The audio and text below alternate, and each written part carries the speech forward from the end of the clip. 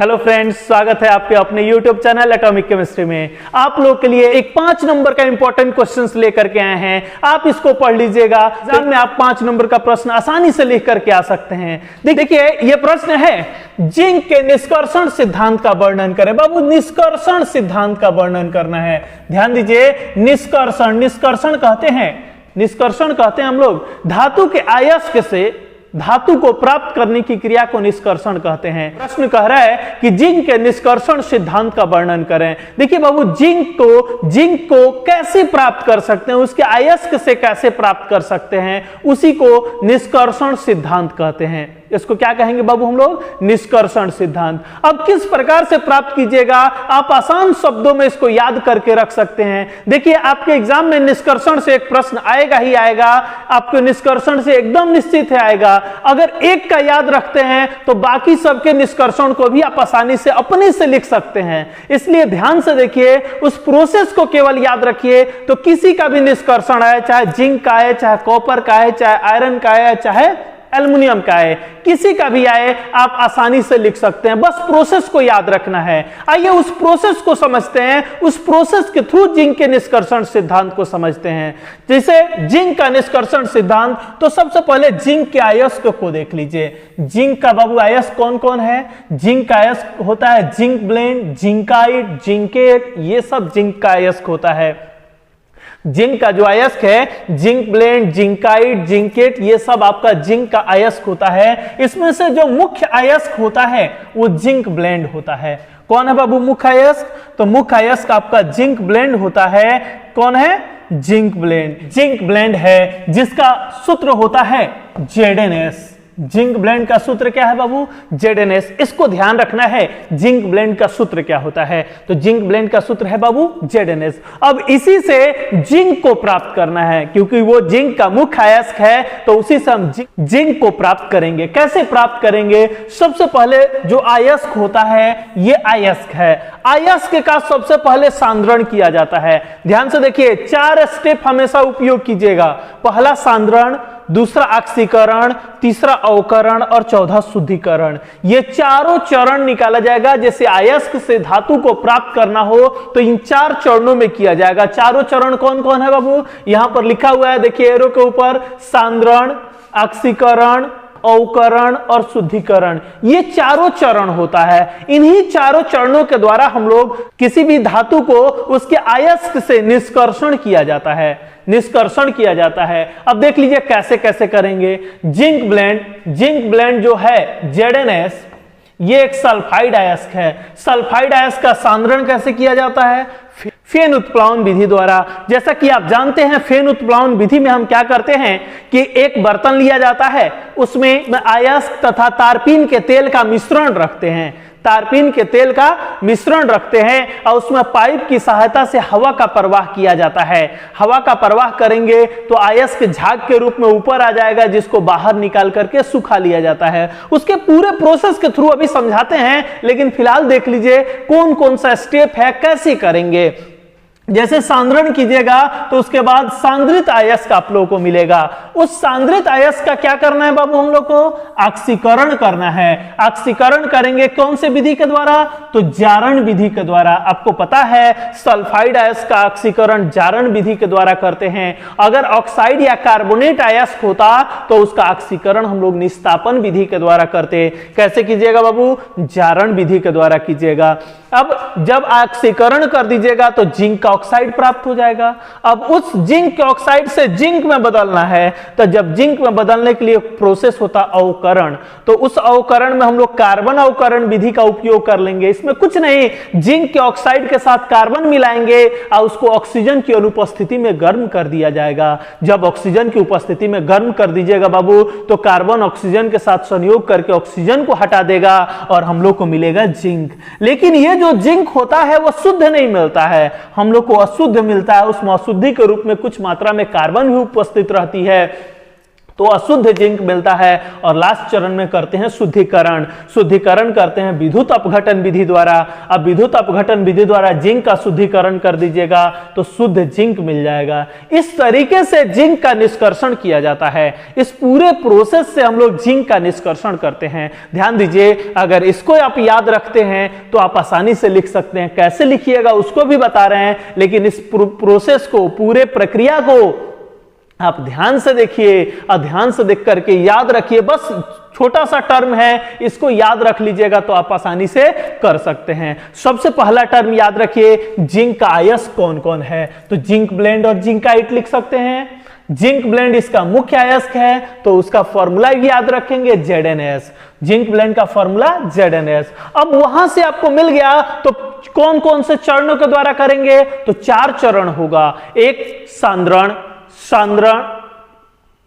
सांद्रण, दूसरा ऑक्सीकरण, तीसरा अवकरण और चौथा शुद्धिकरण। 4 चरणों में करेंगे। कौन कौन सा चरण बाबू, सांद्रण, ऑक्सीकरण, अवकरण और शुद्धिकरण। अब कौन कौन सा विधि चारों चरणों के लिए उपयोग करेंगे ये केवल याद रखिएगा। सांद्रण के लिए फेन उत्प्लावन विधि, ऑक्सीकरण के लिए जारण विधि, अवकरण के लिए कार्बन अवकरण विधि और शुद्धिकरण के लिए विद्युत अपघटन विधि।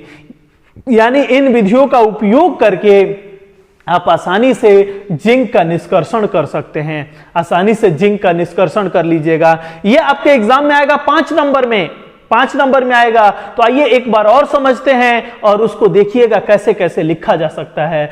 सबसे पहले आप अयस्क का नाम लिख दीजिएगा। सबसे पहले अयस्क का नाम, कि जिंक का मुख्य अयस्क जिंक ब्लेंड होता है, इसलिए इसका संचरण जिंक ब्लेंड से निम्नलिखित चरणों में किया जाता है। सबसे पहले हमने क्या लिख दिया कि जिंक का मुख्य अयस्क कौन है। तो जिंक का मुख्य अयस्क बाबू कौन होता है, जिंक ब्लेंड होता है। इसका फॉर्मूला भी याद रखिएगा ZnS। जिंक ब्लेंड होता है जिसका फॉर्मूला क्या है बाबू, ZnS होता है। इसलिए जिंक का निष्कर्षण जिंक ब्लेंड से निम्नलिखित चरणों में किया जाएगा। अब यह लिख दिया गया। उसके बाद चारों चरण आपको याद है। पहला चरण क्या होना चाहिए, तो अयस्क का सांद्रण होना चाहिए। कैसे कीजिएगा, चूंकि सल्फाइड अयस्क है तो फेन उत्प्लावन विधि से कर लीजिएगा। आइए साथ साथ फेन उत्प्लावन विधि को भी समझ लेते हैं और सांद्रण कैसे किया जाएगा उसको देख लीजिए। देखिए अयस्क की सांद्रण किया जाएगा। लिख लीजिएगा, जिंक ब्लेंड एक सल्फाइड अयस्क है। कैसा अयस्क है बाबू, जिंक ब्लेंड एक सल्फाइड अयस्क है, इसलिए इसका सांद्रण फेन उत्प्लावन विधि द्वारा किया जाता है। जब भी कोई सल्फाइड अयस्क मिले ना बाबू तो उसका सांद्रण फेन उत्प्लावन विधि के द्वारा कर दीजिएगा। चाहे कोई भी हो, ZnS हो या CuFeS2 हो, कोई भी हो जिसमें आपको सल्फर दिखे तो फेन उत्प्लावन विधि से उसका सांद्रण कर दीजिएगा। आइए देखिए करते क्या हैं, उसका सांद्रण फेन उत्प्लावन विधि द्वारा किया जाता है। इस विधि में अयस्क तथा तारपीन के तेल का मिश्रण लेते हैं। बाबू किसका किसका मिश्रण लेंगे, अयस्क का और उसमें तारपीन के तेल। तारपीन के तेल के जगह पर आप यूकलिप्टस का भी तेल ले सकते हैं, चीड़ का भी तेल ले सकते हैं। तो तारपीन का तेल लीजिए या यूकलिप्टस का तेल लीजिए, चाहे चीड़ का तेल लीजिए। यह बहुत वोलेटाइल होता है, बहुत उड़नशील होता है, इसलिए इन तेलों का उपयोग हम कर सकते हैं। करना क्या है, अयस्क और तारपीन के तेल का मिश्रण लेंगे। जैसे आप एक फिगर में देख रहे होंगे कि एक बर्तन लिया गया है, इस बर्तन में अयस्क और तारपीन के तेल का मिश्रण ले लिया गया है। अयस्क और तारपीन के तेल का क्या लिए हैं, मिश्रण, और उसमें थोड़ी मात्रा में पानी मिला देते हैं। पानी का काम क्या है, जैसे पानी मिलाइएगा तो अशुद्धियां उसमें भीग जाएगी और भारी होकर नीचे बैठ जाएगी।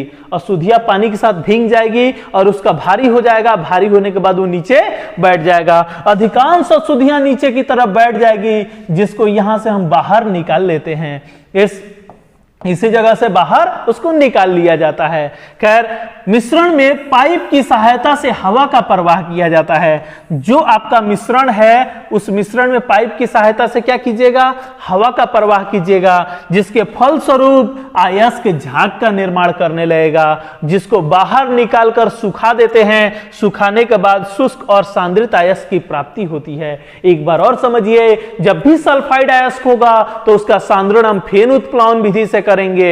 और फेन उत्प्लवन विधि में करना क्या है कि एगो बर्तन लीजिए और उस बर्तन में अयस्क और तारपीन के तेल का मिश्रण ले लिया जाएगा और इसमें पाइप की सहायता से, देखिए इधर से पाइप की सहायता से हवा का प्रवाहित किया जा रहा होगा, हवा को डाला जा रहा होगा। जब हवा को प्रवाहित कीजिएगा तो नीचे से बुलबुला निकलेगा और अयस्क और तारपीन के तेल का जो मिश्रण है वो हिलेगा, हिलने के कारण अयस्क झाग बनाएगा। वो झाग यहां से बाहर निकल जाएगा। देखिए फोर्थ है वो क्या हुआ, बाहर निकला। जहां कंसंट्रेटेड लंचर है वहां पर जाएगा, वहां पर सुखाया जाएगा। सुखाने के बाद शुष्क और सांद्रित अयस्क की प्राप्ति हो जाएगी। जो अशुद्धियां है वो जल के साथ भींग करके नीचे बैठ जाएगा। बैठ जाने के बाद उसको बाहर निकाल लिया जाएगा तो अशुद्धियां अलग हो गया और अयस्क जो झाग का निर्माण किया था वो झाग का निर्माण करके उसको बाहर निकाल लिया गया, जिसको सुखा लिया गया। तो आप इस तरीके से लिख सकते हैं। लिख लीजिएगा बाबू, आप आसानी से इसको लिख सकते हैं। जैसे हमने बताया आप उस तरीके से इसको लिख करके दिखा सकते हैं।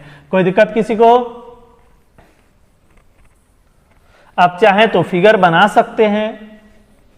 चलिए देखिए वही बात कर रहे थे हम अयस्क की सांद्रण के लिए। अयस्क का सांद्रण फेन उत्प्लवन विधि से आप कर सकते हैं। इसका स्क्रीनशॉट ले लीजिएगा, आप लोग कॉपी पर लिख लीजिएगा। बहुत आसान भाषा में आप याद रख सकते हैं। चलिए देखते हैं दूसरा चरण। दूसरा चरण बाबू क्या होता है, अयस्क का जो सांद्रित अयस्क है उसका ऑक्सीकरण। ऑक्सीकरण के लिए अभी हमने बताया कि जारण विधि द्वारा कीजिएगा। कौन सा विधि है बाबू, जारण विधि। तो जारण विधि के द्वारा आप अयस्क का सांद्रण कर सकते हैं। आइए देखिए जारण विधि में हम लोग करेंगे क्या।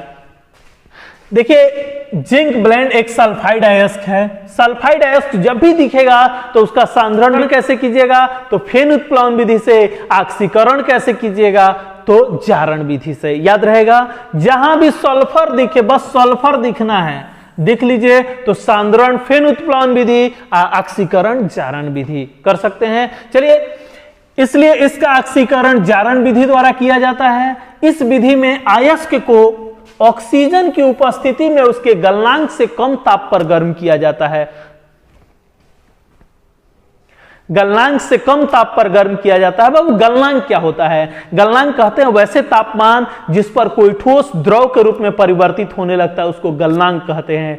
गलनांक से कम ताप रखने से फायदा है कि वो ठोस अवस्था में ही रहेगा, वो द्रव अवस्था में पिघलेगा नहीं। पिघल जाएगा तो उसको कलेक्ट करना, उसको इकट्ठा रखना बहुत मुश्किल हो जाएगा। इसीलिए उसको गलनांक से कम ताप पर गर्म किया जाता है।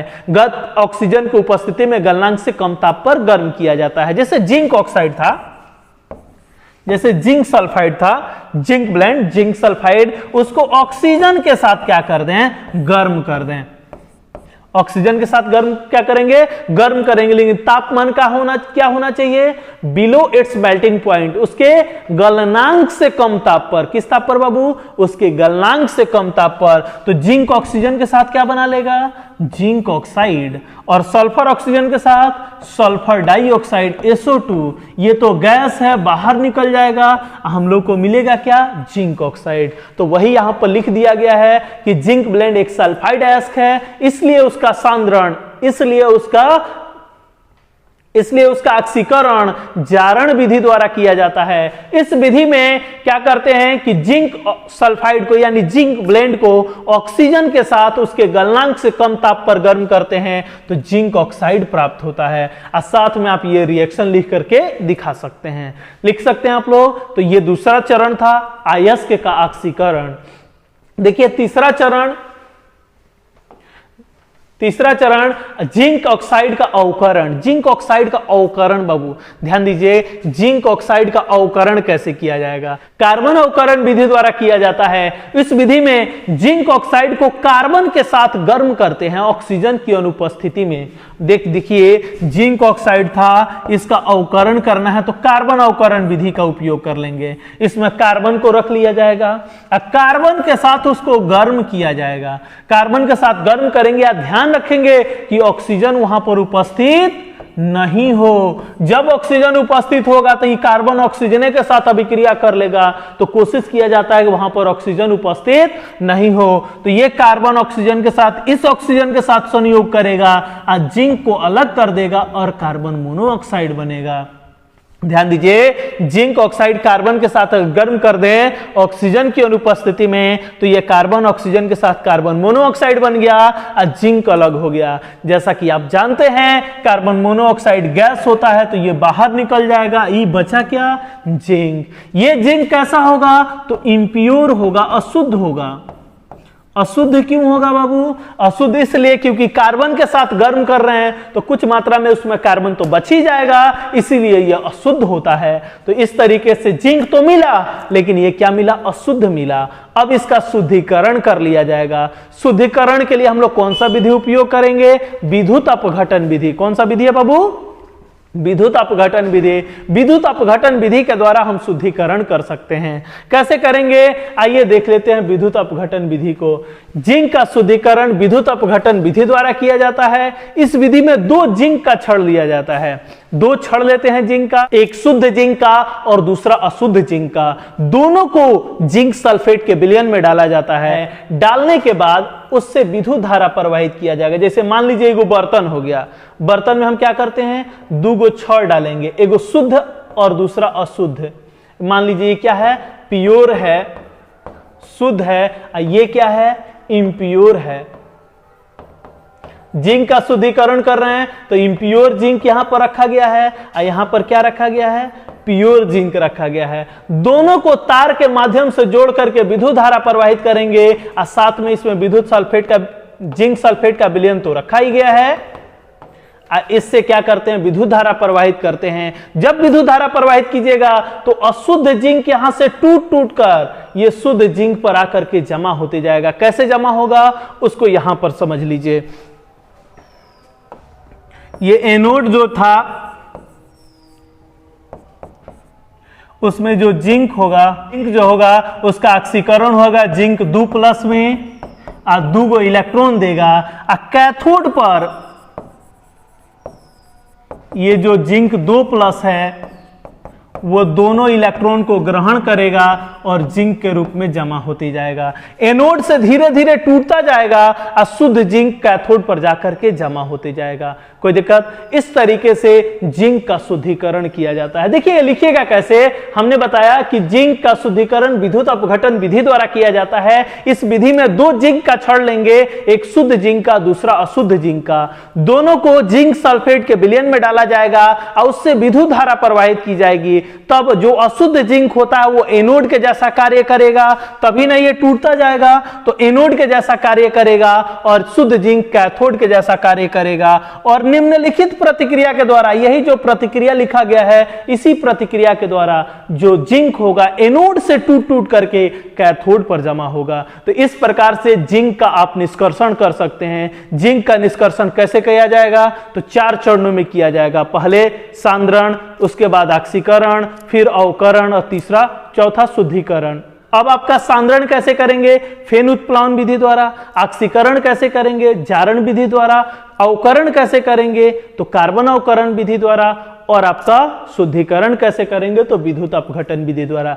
चारों चरणों को याद रखेंगे तो किसी भी धातु का निष्कर्षण आप कर सकते हैं। इसलिए पहले इसको लिख लीजिए, याद कर लीजिए, फिर आगे और भी धातुओं का निष्कर्षण आपको बताया जाएगा। ये आपके एग्जाम के लिए बहुत महत्वपूर्ण है, इसलिए याद कर लीजिएगा। वीडियो अच्छा लगा हो तो लाइक करें, अपने दोस्तों के साथ शेयर करें। और भी आपके लिए इंपॉर्टेंट वीडियो लेकर के आते रहेंगे, इसलिए चैनल को सब्सक्राइब जरूर कर लें।